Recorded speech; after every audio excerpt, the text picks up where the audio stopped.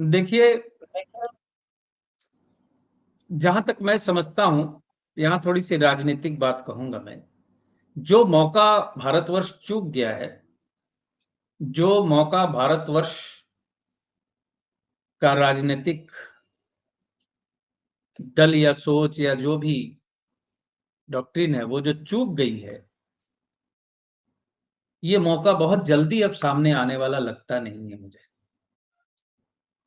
जिस तरीके से इस बार स्ट्राइक की गई पहलगाम की घटना के बाद, मुझे ऐसा लगता है कि अमेरिका के इस तरह के खुलेआम हस्तक्षेप के बाद, अगली बार ऐसा स्टेप लेना भी बड़ा मुश्किल हो जाए, क्योंकि बड़ा एंटीसिपेटेड हो गया है ये।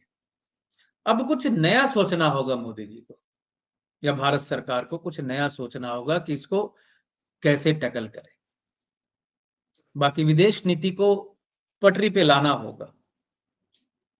जो गलतियां हो गई हैं, उनको सुधारना होगा। नहीं तो वर्तमान में जो हालात हैं, उसमें बहुत उम्मीद अफ़ज़ा कुछ नहीं लगता। और ज्योतिषीय गणना जो है, मैं आपको बता दूँ, सीज़ फायर किसी भी वक़्त खुलेआम टूटेगा अक्टूबर-नवंबर के बाद। भारतवर्ष की मंगल की महादशा शुरू होगी नवंबर 2025 के बाद। देश के मुख्य शासक की महादशा जो है, मंगल की महादशा है। और 2025 का जो वर्ष है, उसका मूलांक भी 9 है, मंगल है। तो ये 3 तिगाड़ा काम बिगाड़ा वाली स्थिति बनने जा रही है। 3 तरफ से मंगल का जो एक्टिवेशन होगा, शासक की महादशा, देश की महादशा, मंगल की शुरू होना और न्यूमेरिक नंबर 9 होना। नवंबर के बाद एक फुल स्केल युद्ध की संभावना नज़र आ रही है। ये सत्य है, क्योंकि बृहस्पति जो अतिचारी हुआ है 14 मई 2025 को, उसने नज़ारा दिखा दिया है कि क्या हो सकता है। इतनी तेज़ी से घटनाएँ घटी और इतनी तेज़ी से निर्णय लिए गए, इतनी तेज़ी से धूम-धड़ाम हो गया। आने वाले वक़्त में, हालाँकि पुरानी बात है, दोहरा रहा हूँ, 27-28 का वर्ष अच्छा नहीं है, युद्धों की दृष्टि से। क्योंकि पीओके को लेकर जो जनमानस का सेंटिमेंट बना दिया गया है, पीओके छीन लेने की जो भावना जनमानस के अंदर जन्म हुई है, उनको उससे नीचे कुछ स्वीकार नहीं। और खुद ही इस तरह की जनभावना को बढ़ा देने के बाद, बड़ा आसान नहीं होगा कि उससे हम पीछे हट जाएँ। तो आने वाला वक़्त कठिन है सर, बस और क्या बोलूँ। आपने मोदी जी के बारे में कई बार बोला है, सॉरी, कि वो अपनी 2029 तक की चीजें पूरी नहीं कर पाएंगे, उससे पहले उनको जाना होगा। सवाल इसी से जुड़ा हुआ है। इंदिरा गांधी क्या निकली, कांग्रेस आज तक संभल नहीं पाई। उसके बाद लीडरशिप ही नहीं मिली। हालांकि राजीव गांधी रहे, लेकिन वो इंदिरा गांधी की विरासत के रूप में आए। उनको अपने बल पे वोट नहीं मिले थे, इंदिरा गांधी की मौत के कारण वोट मिले थे उनको। अगर मोदी 2027 में चले जाते हैं, जैसे कि आपने पहले भी कई बार कहा, कई लोग और भी कह रहे हैं, कार्यकाल पूरा नहीं होगा, भारतीय जनता पार्टी भी उसी दौर से गुजरेगी। मैं एक पॉलिटिकल अनुमान के तौर पर कह सकता हूं, जिससे कांग्रेस गुजरी है, एक बिखरी हुई भाजपा। क्योंकि वहां पर कोई भी आपको नेतृत्व दूर दूर तक मोदी के बराबर का नजर नहीं आता। मतलब वो ऐसा है कि जैसे एक राजा और बाकी सारे प्यादे हैं शतरंज की बिसात पे। हालांकि शतरंज में बीच में वजीर भी होता है, ऊंट घोड़े भी होते हैं, ये सब होते हैं, हाथी भी होते हैं। लेकिन बीजेपी के अंदर कोई ऊंट घोड़ा हाथी है ही नहीं सर, वजीर है ही नहीं सर, या प्यादे ही हैं सब। इवन अमित शाह भी प्यादा ही है, मैं आपको बताऊं। तो ऐसे में तो बीजेपी का जो राजनीतिक भविष्य कुंडली आपने देखी है, वो भी बिखराव वाली होनी चाहिए सर 2027 के बाद, यानी कि वो भी अपने आप को संभाल नहीं पाएंगे मैम, मुझे ऐसा लगता है सिद्धांत जी।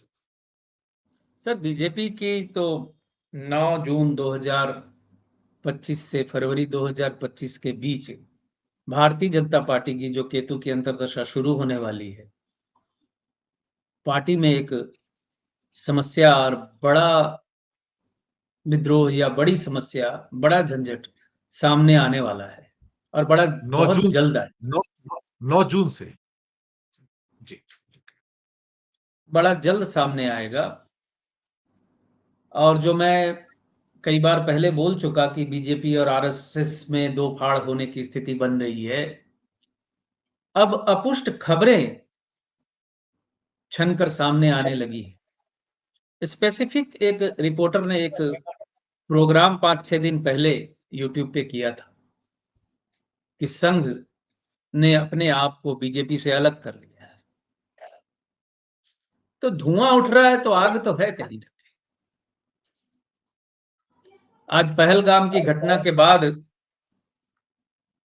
राष्ट्रीय अध्यक्ष के मुद्दे को बिल्कुल ठंडे बस्ते में फेंक दिया गया है। तो ये साधारण चीजें तो नहीं है, साधारण बातें तो नहीं है। उनके संविधान के अनुसार, बीजेपी के संविधान के अनुसार भी एक अध्यक्ष 3 वर्ष से ज्यादा नहीं रह सकता, लेकिन उनका एक्सटेंशन 3 बार हो गया और इस बार साइलेंट एक्सटेंशन हो गया। तो इन सब चीजों का कुछ तो प्रभाव है, कुछ तो अंदर पक रहा है। अभी नैरेटिव चल रहे हैं, लोग इन बातों पे ध्यान नहीं दे रहे हैं, लेकिन कुछ तो प्रभाव इसका पड़ा है। और अगले 6 महीने में बीजेपी के अंदर से बहुत कुछ निकल के सामने आएगा और बड़ी जल्दी आएगा। कुछ हद तक तो सामने आ चुका है। 3 लोगों का जो समाचार तैर रहा है सोशल मीडिया में, एक 8 लेन हाईवे का, दूसरा वीरांगनाएं नहीं थी वो जो गई थी कश्मीर, और तीसरा एक जगदीश और देवड़ा, भी। सारी सेना मोदी के चरणों में नतमस्तक। हाँ हाँ, ऐसे 4-5। तो ये जो इंटेलेक्चुअल होने का भ्रम टूट रहा है। देखिए, ये एक बात समझ लीजिए, साधारण लोग जो बिल्कुल कॉमन पीपल है, बिल्कुल ही तो बेवकूफ सब नहीं है ना। ये नैरेटिव टूट रहा है कि बहुत इंटेलेक्चुअल थे ये या बहुत इंटेलेक्चुअल है ये। वाजपेयी जी की सरकार जो थी, अटल बिहारी वाजपेयी जी की सरकार जो थी, वो 23 पार्टियों की बैसाखी पे टिकी हुई थी। लेकिन उसके बावजूद अटल बिहारी वाजपेयी ने जब परमाणु परीक्षण किया था, तो उन्होंने भी अमेरिका की धमकी को बिल्कुल दरकिनार करते हुए, बैंड हो जाने की रिस्क को लेते हुए भी परमाणु परीक्षण उन्होंने दोबारा किया था। पहली बार तो इंदिरा गांधी जी ने किया था, जो लोग भूल चुके हैं। तो 23 बैसाखियों की सरकार जो कर सकी, इतने स्ट्रांग निर्णय ले सकी, अमेरिका को आंखें दिखा सकी, तो इस वक्त तो 2 बैसाखियां हैं, और बैसाखियां भी नहीं है, वो इंटरसेप्ट हो गई है वो दोनों बैसाखियां बीजेपी में। अब कोई अलग नहीं है वो। तो ऐसा क्या है इस बार अमेरिका को जवाब नहीं दिया जा रहा है या नहीं दे पा रहे? ये सोचने वाली बात तो है। और मैं क्यों बोल रहा हूं ये बात? मैं इसलिए बोल रहा हूं कि मैंने हमेशा से कहा है, इनकी मंगल की महादशा जो है कमजोर है। इनकी मंगल की महादशा डाउनफॉल वाली महादशा है, और वो हर पग पे ये बात मेरी साबित होती है। मैंने बड़े पुरजोर तरीके से कहा था कि कोई रोचक योग नहीं बन रहा, कोई फलदायी रोचक योग नहीं है ये, और सिर्फ एक योग से थोड़ी हो जाता है।